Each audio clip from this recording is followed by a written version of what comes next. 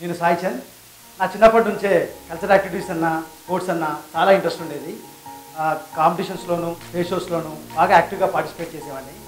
అప్పటి నుంచే చిన్న కోరిక ఉండేది ఒక నటుడు అవ్వాలని. నాతో పాటు నా కోరిక కూడా పెరిగి పెద్దదైంది. నేను మాత్రం పైసంతో ఆగిపోయాను. ఆ కోరిక మాత్రం కొన్ని వేల కిలోమీటర్లు పెరిగి పెద్దదైంది.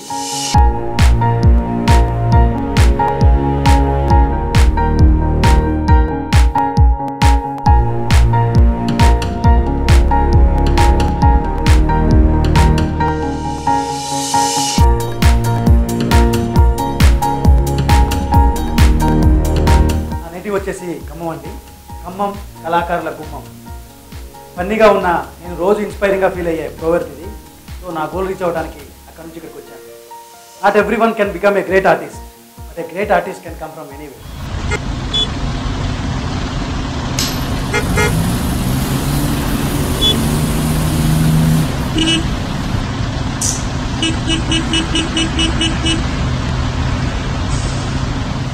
జాగింగ్, యోగా, ఎక్సర్సైజ్, సూర్య నమస్కారాలతో నా డే స్టార్ట్ చేస్తాను.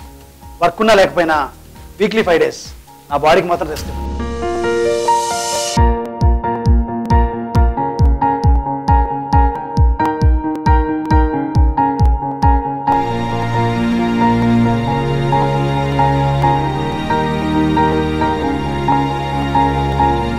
హెల్త్ విషయంలో కానీ ఫుడ్ హ్యాబిట్స్ విషయంలో కానీ చాలా స్ట్రిక్ట్గా కాన్షియస్గా ఉంటాను. ఫర్ ఎగ్జాంపుల్ నైట్ ఎర్లీగా పడుకోవడానికి ట్రై చేస్తాను.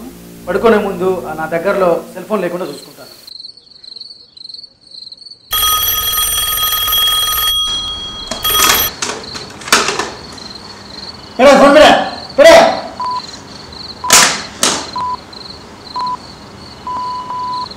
నాన్ వెజిటేరియన్ కంటే ఫ్రూట్స్, వెజిటేబుల్స్ తీసుకోవడానికే నేను ఎక్కువ ఇష్టపడుతుంటాను. జీవులు పుట్టబోయే ముందే జీవులు తినవలసిన ఆహారం ముందు పుట్టి ఉంది. సో జీవికి ఆహారం లేకపోతే మరణిస్తుంది కదా.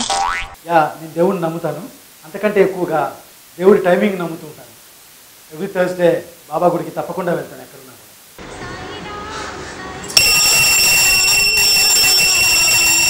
మూవీస్ విషయానికి వస్తే నాకు లవ్ ఎమోషనల్ మూవీస్ అంటే చాలా ఇష్టం అండి. అందుకే అప్పుడప్పుడు కొరియన్ మూవీస్ కూడా చూస్తుంటాను. ఇంత బ్రతుకు బతికి చివరికి ఇలా అయిందా నీ స్థితి చిరబాబు? భగవాన్ అయ్యా, నమ్మినందుకు తప్ప తాగించి సమాచారం చూస్తున్నావా? ఈ బుక్ ఆ బుక్ అని కదండి, నా మెంటాలిటీకి దగ్గర ఉన్న వాళ్ళు ఏ బుక్ రిఫర్ చేసినా కూడా నేను చదివేస్తుంటాను.